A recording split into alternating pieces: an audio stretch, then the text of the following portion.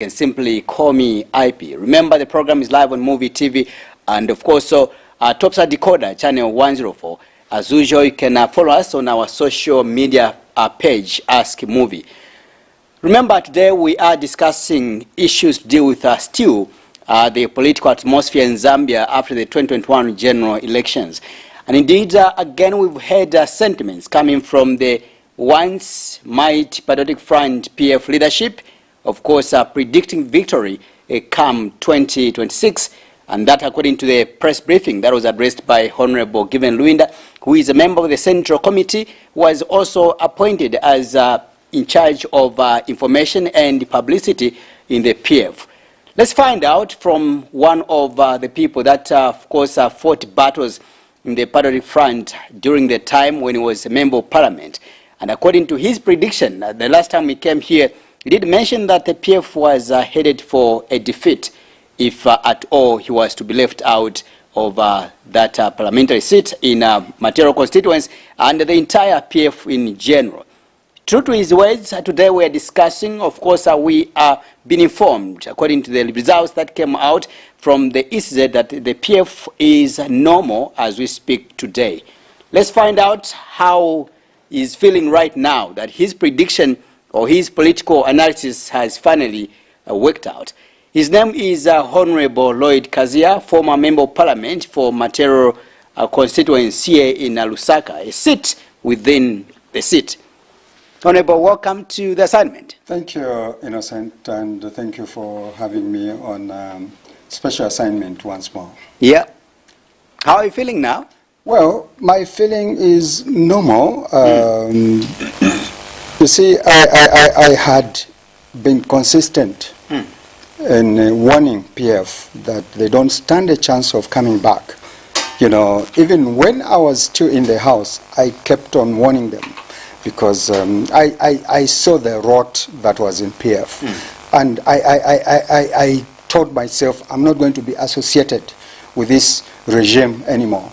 And true to my word, they were heavily defeated. And when I said, when I was quoted in the Daily Nation that the wind of change is coming, a lot of people mocked me to say it was out of sour grapes. Yeah. And thinking that I was bitter because I was fired as a minister. But I said, look, I was not bitter. I even thanked the president for having relieved me because I didn't want to associate myself with this regime. And true to my word, I told them that they were headed for a heavy defeat. Yeah. When you came here last time, we were discussing the issue to deal with the illegalities in MATERO constituents. Of course, in the issue to deal with land, with I remember with Councillor Annie Chinyanta by then, and you were very much magnanimous rather, to make mention that there was too much dirty in the PF. Yes. Today, the PF is gone. Just review to us and the people of Zambia, what are some of the rots you noticed in the PF government at that time? First of all, the PF allowed cadres to be above the law. And this injured a lot of Zambians. And PF could not see through this pandemic in the PF. We allowed PF cadres to take advantage of our Zambian citizens because you could see them driving on the wrong side of the road, and we allowed such things to happen. You could see them demarcating land in front of people's yards, wherever. And I'm sure you must have seen a footage where one of the top leadership in Kabwe was actually encouraging the youths, the party, to grab land and share it. What a shame. Don't we have institutions of governance? Don't we have the Ministry of Lands that are in charge? Which leadership is that? I wouldn't want to mention names here. I thought you were courageous to... No.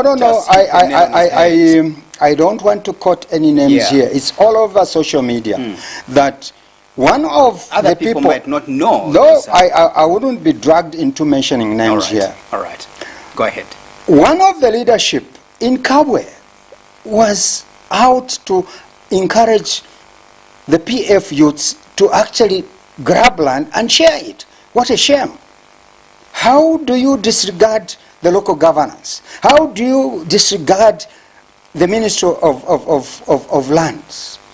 This, as an overall picture, painted a very, very, very bad picture on the PF, because they are institutions of governance that are entrusted with these responsibilities. We have the local government, we have Ministry of Land, but here is a PF leader going outrightly to encourage PF cadres to grab land and share it. What a shame.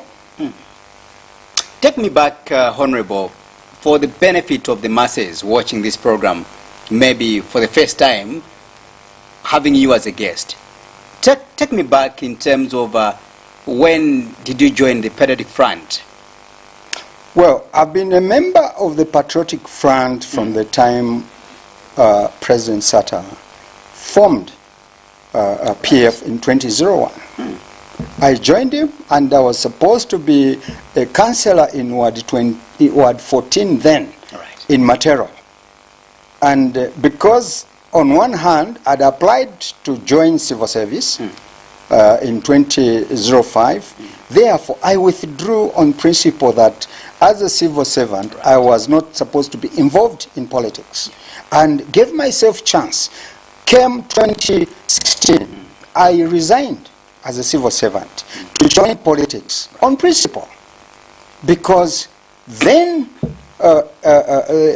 President Lungu sent a warning to say all those people that were involved, civil servants that were involved in politics, should resign. And I took a courageous move to resign from the civil service and joined politics, and I gave an overwhelmingly resounding victory to ECL, where I poured 57,000 for ECL, and I got myself 55,000 votes, and this was the highest ever. If you check on the difference between HH and ECL, I actually became the highest in the country. And with this effort that I made towards PF, I stood on very strong principles that I would not allow cadres in my constituency to demarcate land and sell land in the way they wanted. And I became unpopular within my own party because the topmost leadership in the party encouraged that. And I fought tooth and nail. You saw me with having an altercation with one of my councillors, and the whole idea was to set me up so that they discredit me as an MP. But I took a courageous move to avoid that councillor and walked away. Much as I was provoked, I showed the leadership that I should not be dragged in the mud. And you saw that culminating into the suspension of Lusaka City Council, including the mayor. And that extended to Kitwe out of the investigations that were done. But I'm so surprised that the same people that were suspended today, they are standing on the leadership of PF. What a shame.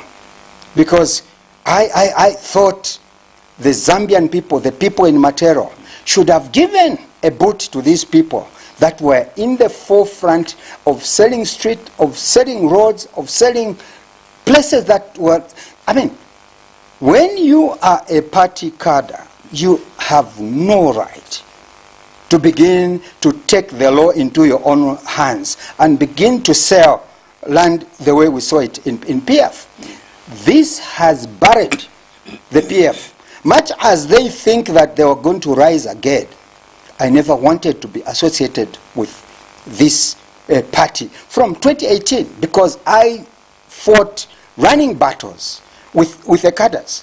Before we get to into the issues to do with the rising or resurrecting as a political party, the Patriotic Front, I want to find out in terms of at what point did you begin to notice that the PF that you knew from its inception was no longer the original PF? At what point? Was it before the late Michael Sata, or it was after? It was long before Yeah. I was relieved as Minister of, Right. Water Development. Yeah. You know, these are issues that we discussed in-house as a party. And I remember one of the former MCCs and former ministers in one of the caucus sending a warning to the group to say, look, we have to review our performance as a party. Some of these activities we have allowed, like cadres running bus station, cadres running markets, who bring us down. One of, I don't want to quote his name, Sure. in a caucus, one of the crucial caucus, he told the leadership to say, look, MMD was booted out based on the characters, the behavior of cadres. And we embraced that as PF. And no action was done. Now, I want to give you a very, very good scenario. Sure. Look at how much Lusaka City Council has been losing at Intercity in excess of 2 million kwacha. This money could have gone That's into... per month. Per month, Yeah. yes. This money could have gone on to help the council. I will tell you that I used to go to Lusaka City Council to ask for a grader. Lusaka City Council did not have, I don't know up to now, they did not have a grader. And yet they were losing in excess of 2 million per month. Monies which could have assisted a local government to equip themselves, to pay salary arrears, to actually do delivery, service delivery to the public. But they were handicapped. Who were pocketing the money? The cadres. And if you go on social media, you will see some of these cadres, how much wealth they have accumulated. Something that me, who is a former minister, who is a former MP, cannot equate. They have lodges, they have tankers, they have so much expensive vehicles resulting out of the collection they were making. Now, who were the other beneficiaries of this scam? Top leadership in PF. And this was mentioned at the caucus to say, so and so are benefiting from the monies that are being collected from city market. Now, this is just a tip of an iceberg. Right. How much more damage did these guys do? You see, Zambians, I kept on telling my colleagues that they are not foolish. They see through all the leadership. They know who was amassing wealth and who was not. I have a track record. People have been asking me, were you fired as a minister because you were corrupt? My record is very, very straight. I was not part of the corrupt regime. And I refused to be part of the corrupt regime. Of course, they fired me for whatever reasons best known to themselves. I didn't have any qualms with that. They saved me from the embarrassment. Because I stood out and I walked tall. I can go to any community and people will say, you saved the country with diligence, with dignity. I was not part of the corrupt regime. And I refused to be part of them. And my relief of being out of cabinet saved my face. Because I don't think that I wanted to be associated with the embarrassment that has just happened after losing election. Look at the former ministers who were there. Look at how terribly defeated they were. This simply tells you a message that Zambians spoke, and Zambians saw through all of us as leaders. And they could tell who was amassing wealth and who was not amassing wealth. I come from MATERO. Even when I was minister, I came from MATERO. And my fellow minister made a mockery of me to say, you are the only minister that stays in the compound. I said, yes, that's where I belong. And the people of MATERO will respect me having stayed with them because I shared with them their misery. When there was no water in MATERO, I was affected. Even when I was Minister of Water, I showed the group to say I kept buckets in my house as a minister because I didn't want to be any different from the ordinary citizens. In MATERO, water is supplied between 06 to 10 hours. From 10 hours to the following day, you have no water. So how did we look after ourselves? We kept buckets in our homes.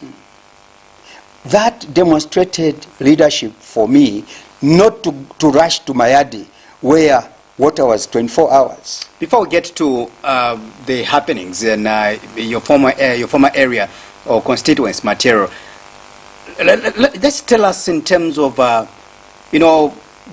dirty deeds that were happening in the PF back then during your time when you were there, and the things that you noticed during your your membership in that organization. Really, what was the feedback from the main man himself, ECL? Because I want to believe that when there is a central committee, the person that is in charge of presiding that central committee is the president, yes, according to the PF constitution. Exactly. And you are telling me to say at some point there was one courageous member of the central committee that rose up, and raised these issues to say the issues of catalysm we have allowed is going to affect us one day. What was the feedback from President Galungu by then? Look, the feedback demonstrates in the defeat. Yeah. This is a very, very embarrassing... Before we get to the defeat, what was the response? I want to interrogate the leadership of ECL, because some people have said ECL is a good person. The bad seeds are those that are called, the top leadership. Besides him, there are also maybe the SG, among others, as well as the entire central committee leadership. But we've got the main man who is supposed to give direction as a president. I'll give you an example. Yeah. I received a call that wanted to find out what was actually happening in MATERO, because for your own information, we used to have Njanji commuters.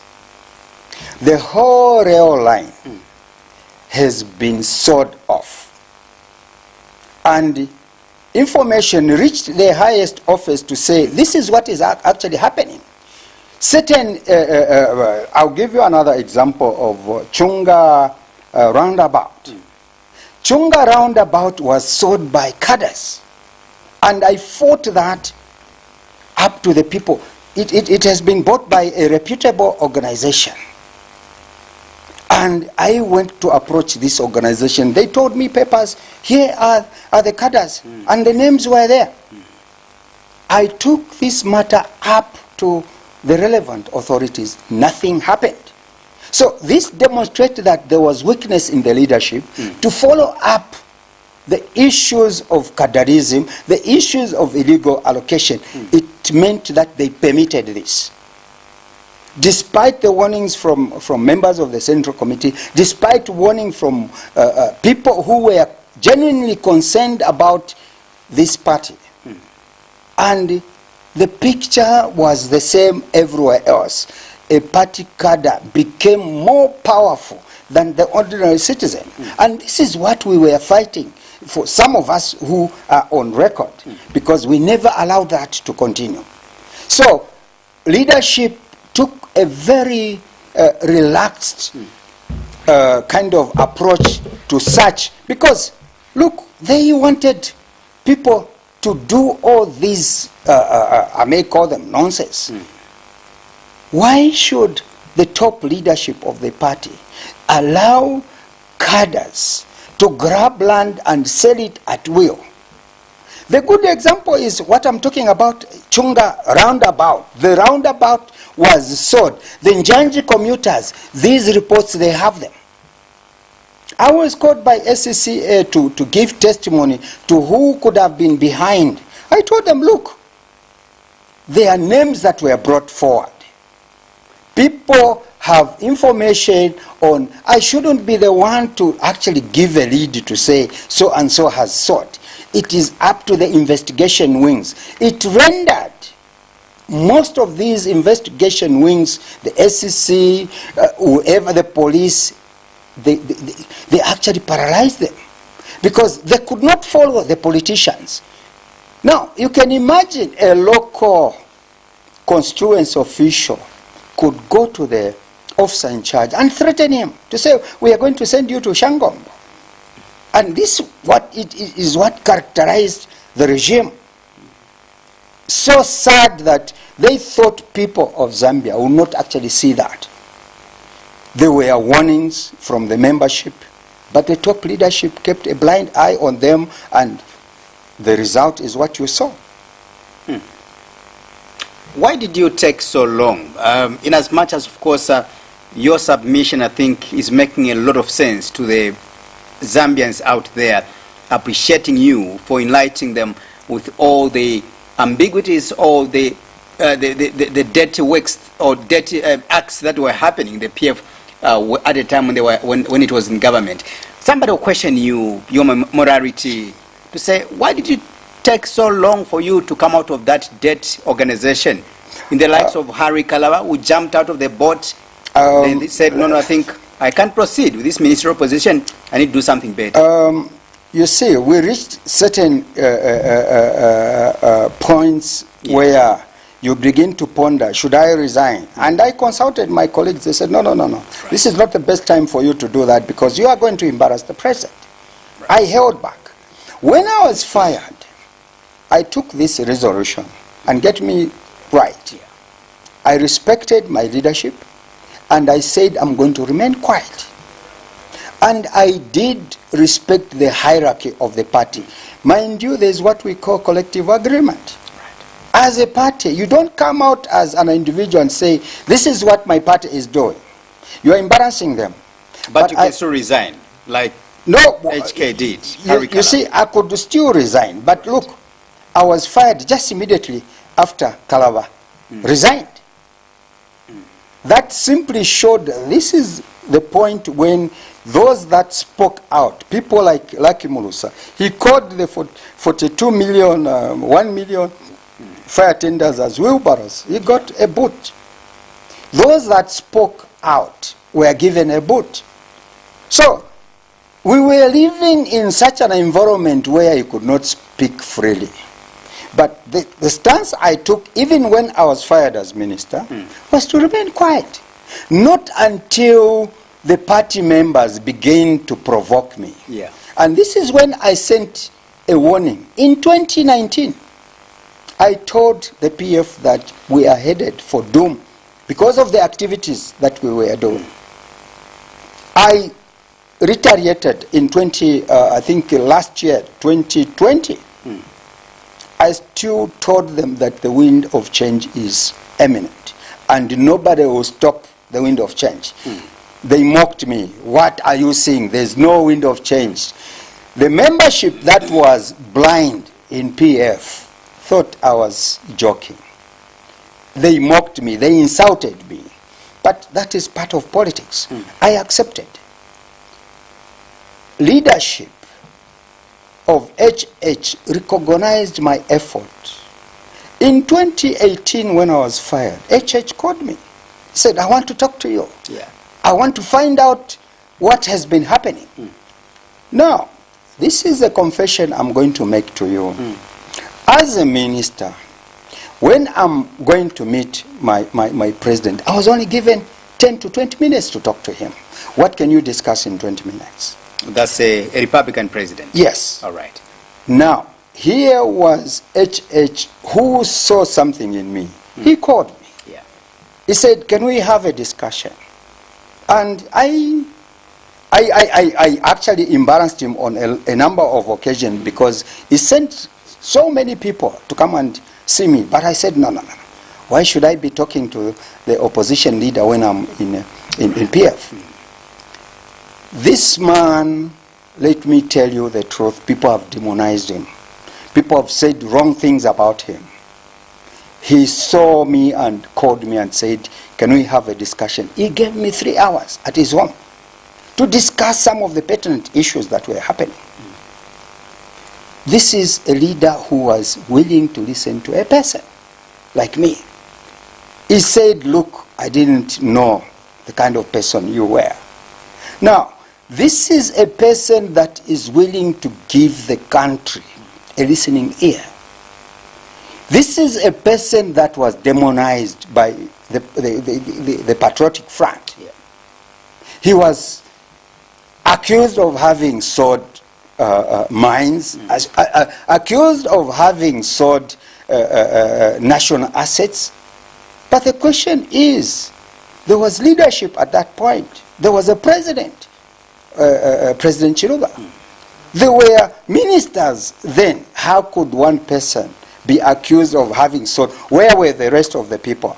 Now, this was now becoming like a traditional ceremony. Yeah. Every time this man participated at national level, they would actually bring out and propaganda to make him look like you, to demonize him.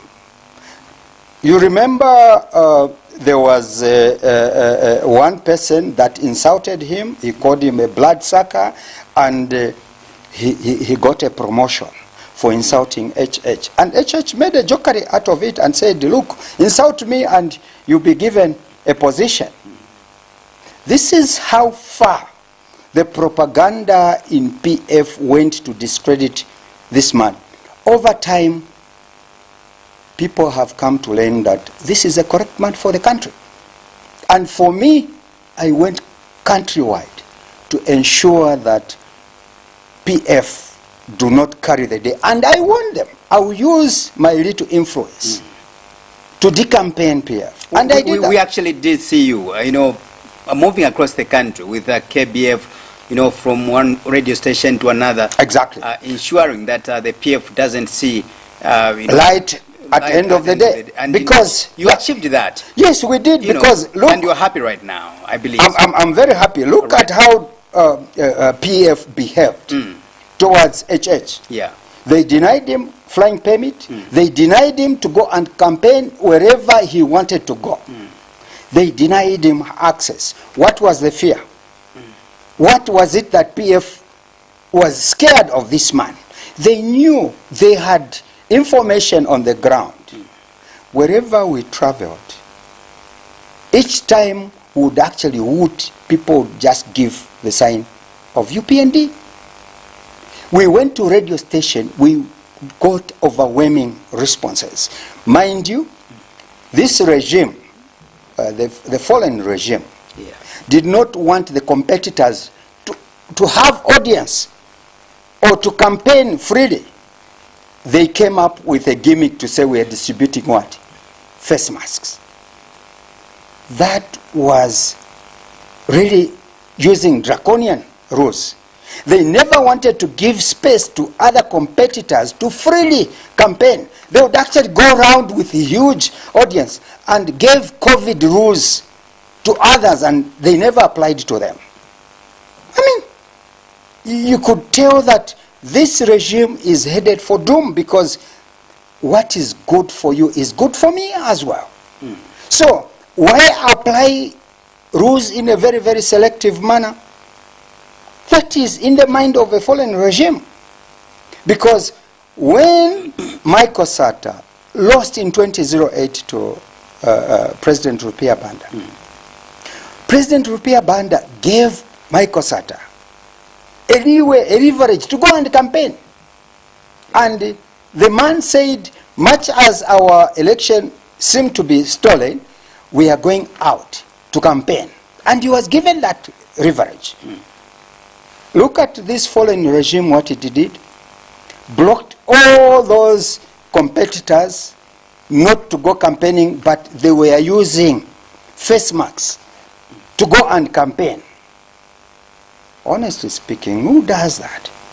What is it that you are bringing now to the table, you and the UPND? Look, I'm sure you are part and parcel of the UPND now. I'm proudly part of the UPND alliance. Great. Under, what have you brought on the table now? Under the able leadership of KBF. Right.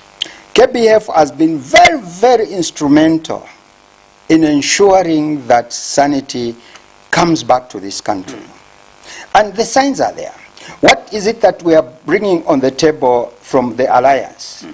We are bringing people like KBF. We are bringing people like Honorable Mtati. We are bringing people like the ADC president. Yeah, Makafumba. No, the ADC president is Mirupi, Honorable Mirupi. Yeah, yeah. Look at the character of people that have surrounded HH. Look at the people that have supported him in the alliance. Because look, what HH did was to say, look, I cannot go alone as UPND in this race. Can I invite people that are credible? Can I invite people that can speak to the masses and be listened to? And this has worked wonders, because PF thought they had it all, not realizing the people they threw away were able to gang against them and campaign against them, because we knew where their weaknesses were, and we don't want to dwell on that. Yeah. What we need to look at is a forward-looking Zambia. President Hakainde, in one of the statements, he said, when I'm sworn in at 12 hours, the rates will start falling. This is a clear demonstration. The rates themselves have already, because of the confidence that the outside world has in this leadership. And what we want to do is to strengthen the institution of governance so that they apply the rule of law. The rule of law in Zambia was completely broken. The police could not freely do their jobs because they were threatened by a mayor cadre. This time around, you've seen what is happening. The National Youth Chairman, Luis Waniso, has taken the task to himself and educate those cadres in UPND to say, let's not behave like PF. Let's respect the institutions of governance. Let's allow the council to collect their right revenues. This has been demonstrated. We do not want to see cadres behaving above the law. We want the governance institution to be strengthened. We want the anti-corruption, when they are approaching a minister, not to have kid gloves. There are a lot of my colleagues that have gotten so much rich. If you visited them, you begin to wonder whether we were getting the same salary or not. They are far much beyond their earnings that they got as ministers. You see, the difference between an MP and a minister is very, very minimal. If MPs were getting a salary and there's only a small difference, and we are seeing our colleagues amassing wealth in an unprecedented manner, and there's no action from above, what story was it telling to the Zambians?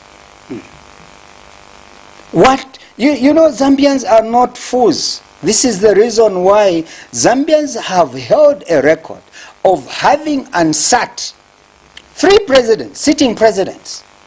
Because when they resolve, when they see things going wrong, they may look docile, they may look foolish. Come an election day, they will show you what they are made of. And that's what they did. In 1991, President Kaunda was a very, very strong man. This is the man the whole world looked at and said he liberated Central Africa and South Africa. But Zambians were very straight, and they said, look, you have had your time. We are on ending your leadership here. And he was booted out, and he accepted. Allow me, Honorable, to just punch holes into the, this leadership that you are eulogizing, to say you are bringing something new or something tangible to the people of Zambia. very interesting. I do believe that when the people of Zambia, and including President-elect Honorable Mr. Hakainde Hichilema himself, he did mention that we are bringing new ideas to the Zambian governance system. He kept on saying we are bringing new energies to ensure that the potential that Zambia has is actualized or realized. Yes. One of the let down syndrome that we've had for a long time in this country is the issue of recycling leaders. I'm sure you are aware. When the PF was coming into power, they, of course, Michael Sata sang the song to say we are bringing new ideas, new people that are going to ensure that we take development to the people of Zambia. What transpired when he formed government, he started inviting people that were in the MMD by then, giving them ministerial positions. Along the way, we saw an influx of by-elections. And assure the people of Zambia that are watching right now that going forward, we are not going to see the same antics that we saw under the MMD regime or government. For example, you are coming from the PF, KBF, the man we've talked about, very courageous, is coming from the PF as well. You talk about Felix Mtati, is coming from way back the MMD, the PF now into the UPND Alliance. Akafumba, all those, name them. It's like most of you, the outspoken, the courageous individuals, the energetic individuals are coming from the PF. Assure the people of Zambia that you're not in this alliance or in this regime or government to infiltrate the UPND-led government, the mindset that are coming from the PF. Look, we are looking at the president that has a track record of having been a very successful person. And this should tell you the story that if he had worked with people that were not credible, he wouldn't have been where he is. He has demonstrated, he has shown leadership, and people have come to trust him. The events that are happening now is a testimony to you that he means well. The speech that he gave on a day after winning. I don't believe, I don't know if I'm trying to be naive. I don't believe in speeches. I think Zambians, for God's sake, have heard a lot of good speeches before. Even ECL used to deliver very good speeches. This is the difference. That speech was powerful, but implementation was very poor. Look, so he might have given a very nice speech, but let's see going forward. He has challenged you. Yeah. He has challenged you to say, indeed, put checks and balances on me. See if what I have spoken will not come to fruition. We get our pens and paper to begin to mark. This is your job as journalists. Follow him. Remember, in one of the opening parliamentary sessions, ECL said he was going to create 1 million jobs. I want you. I'm glad that you are with me in terms of how that is where I'm coming from. Exactly. Can you begin to look at leadership with dignity? Can you begin to look at leadership with prudence? Can you begin to look at leadership on moral grounds? You can't have leadership, and I've said this, if you are a leader and you have a track record of having stolen from a poor widow, and then you are employed as a manager of a certain institution, what would stop you from stealing from your boss? We know these things. I've said, look, in leadership, look for things that will help that leader. But the issue of stealing from a poor widow, these are matters that you can't really substantiate because one wasn't convicted for that or for such. No, they are the same the examples that I'm giving all those allegations. So you can't really substantiate. No, much as you cannot substantiate, there's no smoke without fire. Yeah. Where you see a smoke, there's fire underneath there. There's a smoke as well to say President-elect again was involved in privatization scandal. Let's move away from that. Should we say there's fire under?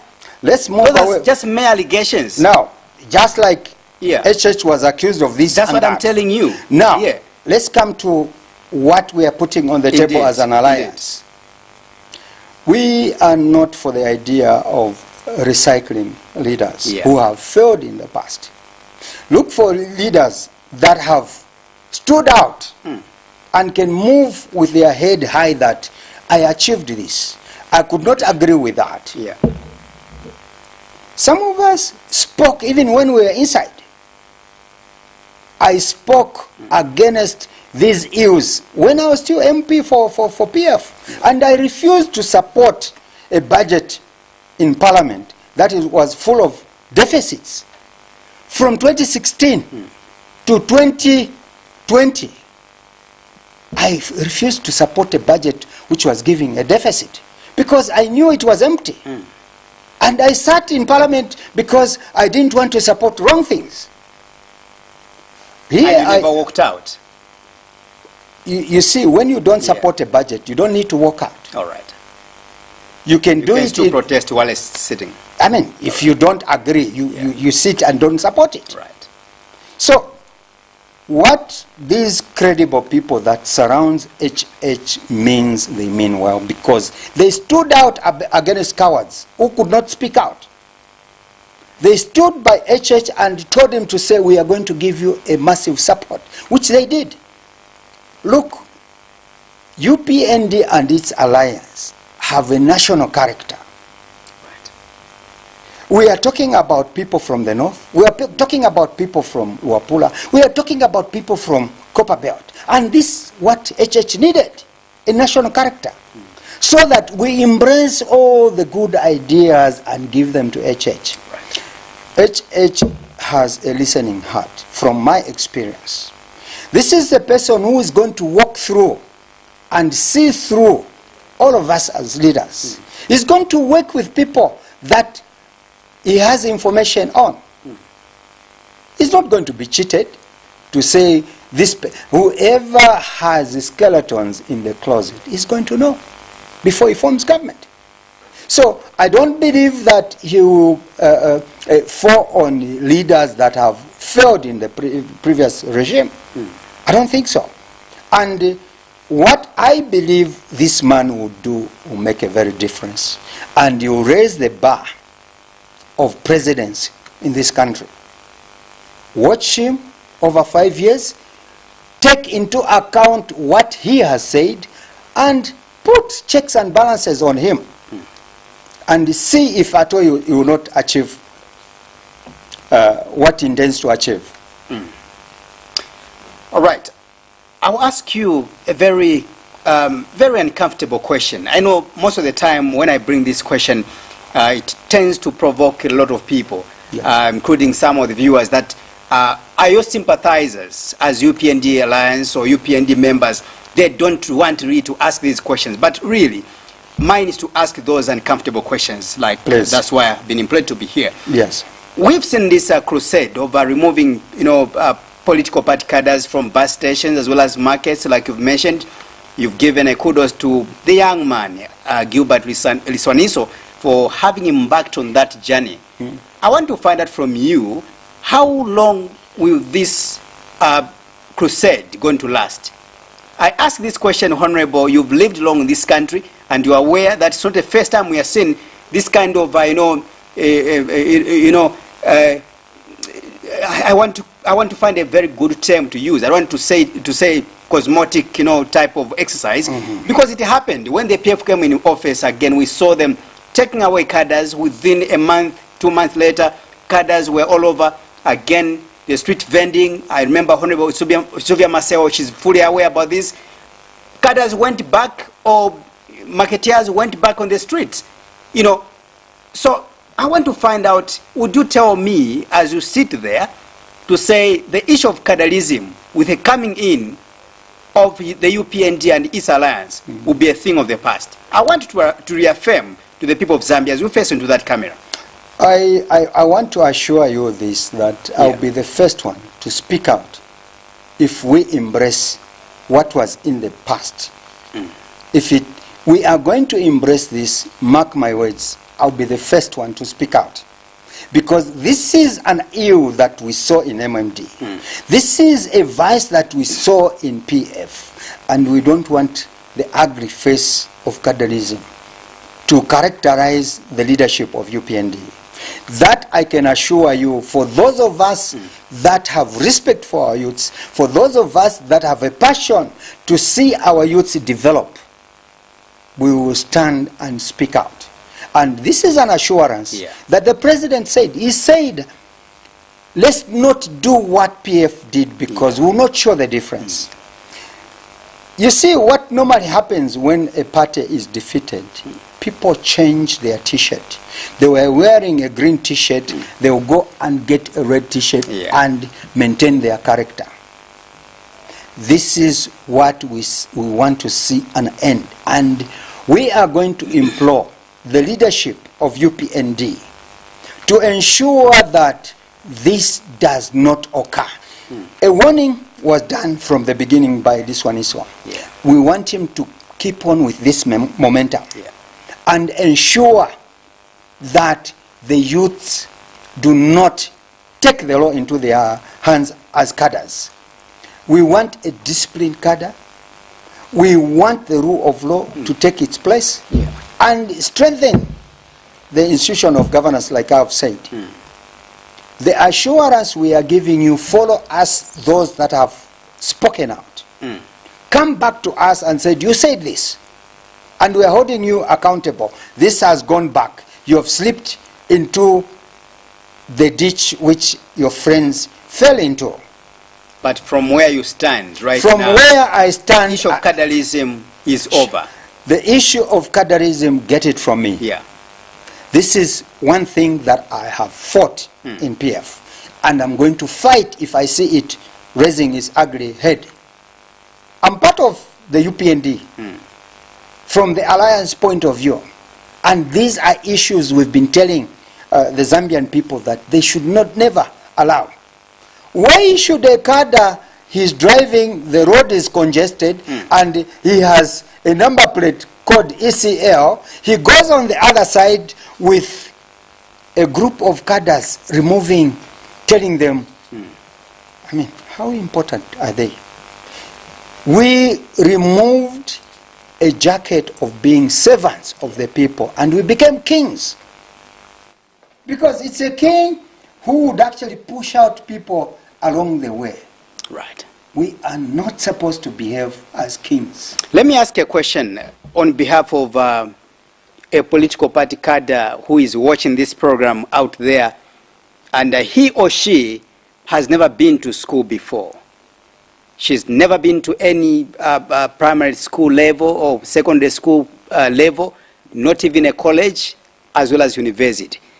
But this is a person really that believed much into the ideology and the promises, the political party manifestos of the UPND and its alliance, and said, I think I can join this team or this crusade in ensuring that the PF is booted out of office.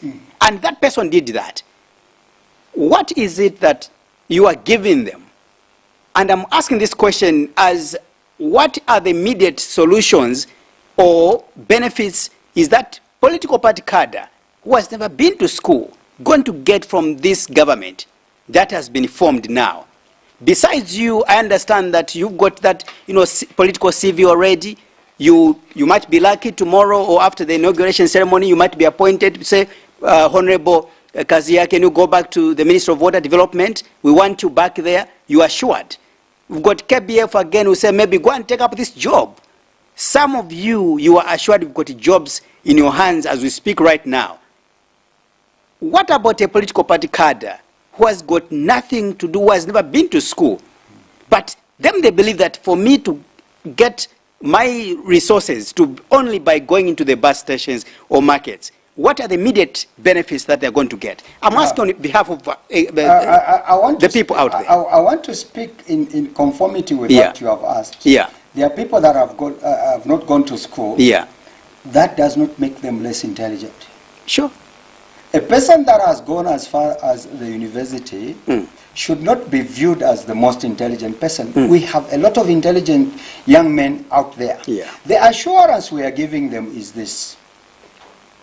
There are ideas that are being floated on how we should look after our youths. Some of us are very passionate about this, and we are coining, crafting something that should be heard by the president. I'll give you a very, very good example. A very passionate example. Yeah.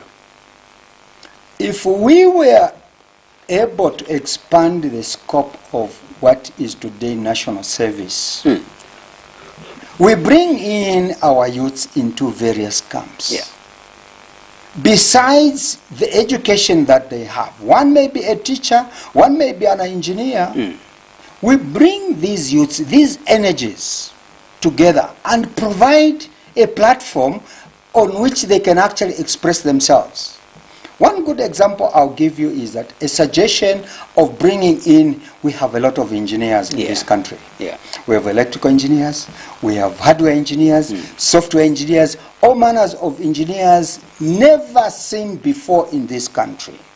Right. If we can provide as UPND governance an opportunity to assemble such minds together and see what can come out of these young men, it will be amazing where this country will go. Those are immediate benefits. What we are or saying is long-term that benefits. I'm talking about immediate benefits. No, you see, Just like those benefits that someone is going to get after being appointed as a minister. there's no immediate gratification, because I would be lying to you to say we are going to please these in a short term.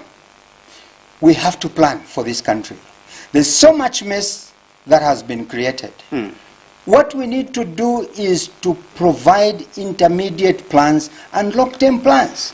We should not lie to our youths and tell them to say because they voted for UPND, therefore youth empowerment will be created for them. In the past, it was a mockery to treat the way our youths have been treated. I remember a 470 million youth empowerment fund being created and targeting 150,000 youths. And I was asking myself, look, in MATERO I had over 180,000 youths who were yearning for jobs, who were yearning to be given empowerment. And you target a country which has over 17, 18 million. How many youths, if one constituency like mine had over 180, and you target out of 470 million, you target 150 countrywide, translating that each individual will have access of 3,133 kwacha. What can that kind of money do to an individual? We are not planning seriously as PF government towards our youths. We had no foresight whatsoever to plan ahead and begin to worry about the children that are graduating from school. The people, mind you, we have graduates that have stayed out of employment for more than 15, 20 years. Honestly speaking, are we being fair to these children? In one of the radio programs with KBF, I was proudly telling the Zambians that the time when we were leaving colleges, universities, jobs were hunting us, not us hunting for jobs. We need to create an environment where we are able to absorb these youths coming from secondary school. We begin to plan Can for that them. happen really? Because This is where some I'm saying, experts like you have argued to say it can't work out. Even the issue of free education. Listen to me very Let me just carefully. finish my question. Others have said even the issue of free education, it can't work out now because, you know, that time the population of the country was about 3 to 6 million, about somewhere there. You know, and today we are more than 18 million Zambians. If we had a census this year, I think we would have been talking about maybe more than 20 or 21, 22, somewhere there, million people. So how possible that can work out really? Now, let me give you one other example. Yeah. If the ideas we are putting across to the president are workable and practical, Right. what I want us to do is look at the population of our youths. Let them begin to register with certain institutions so that we have data. How many engineers do we have? How many teachers do we have? And begin to plan with that data. Because you cannot plan to build more schools when you don't know how many teachers are out there. Yeah. You cannot plan to set up engineering companies when you don't know how many engineers are there. This is the reason why we are saying, look, in the immediate, we need to capture data. Yeah.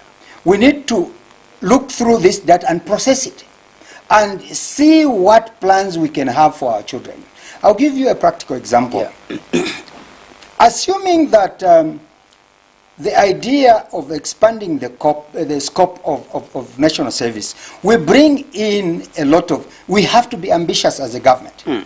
Mind you, we don't plan to fail, but plan to succeed. If at all, on assumption or hypothesis, we had 20 camps in, say, Luapula. Each camp, we managed to bring in 1,000 ladies or 1,000 boys and 1,000 girls in one camp. Segment them in their areas of abilities. And the students, by the way, they are graduating on a daily basis. This is because remember, we've got so much universities, private, just as well as public. Just follow me on this yeah. one. Just follow me on this Let me do that as we wind up. If at all we expanded the scope of national service, we begin to bring in the boys from the street, we put them in an organized manner, Right. and begin to mentor them, and let them utilize their intelligence, the potentials that they have. We are losing out on the energies of our youths. We are not utilizing them.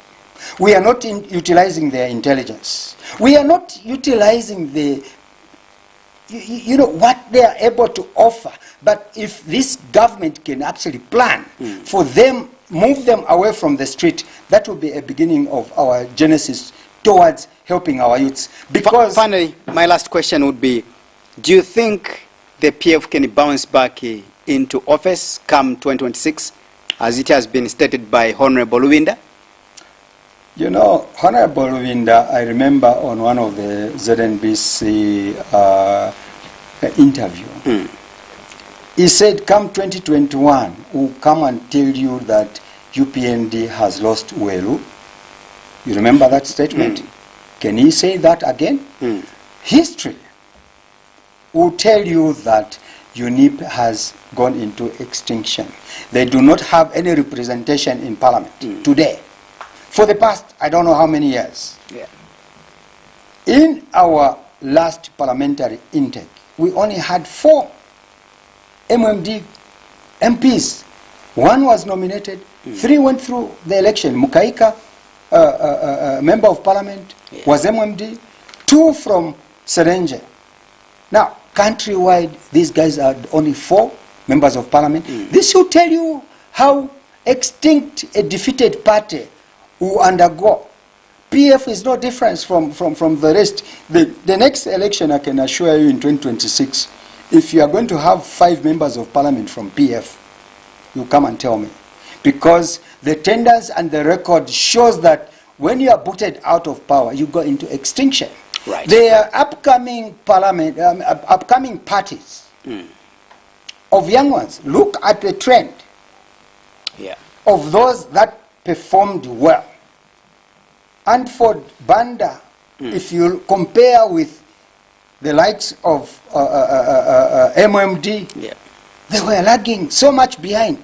Meaning that the youths and Zambians are giving credits to these people. They are giving them hope to say, we can support you as young leaders.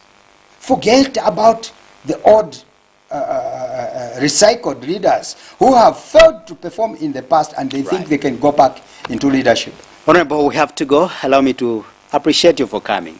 Thank you very much, Innocent, for having me. I think we've touched most important aspect of our economic life, and give hope and give a good image to our president-elect who will be inaugurated on Tuesday. And I'm asking all Zambians to support this man because he is going to make a very huge difference. Right, we wish you all the best as Movie Television, and also I might mention that once again, congratulations. Thank you. Right.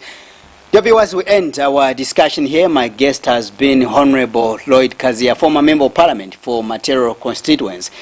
Allow me to appreciate my producer as well, Mavutopiri, for that wonderful work, and also in the studio, Christopher, we appreciate you. Together, the people of Zambia, we also value your viewership always when we come with such kind of important discussions that will make Zambia a better country to live in the near future.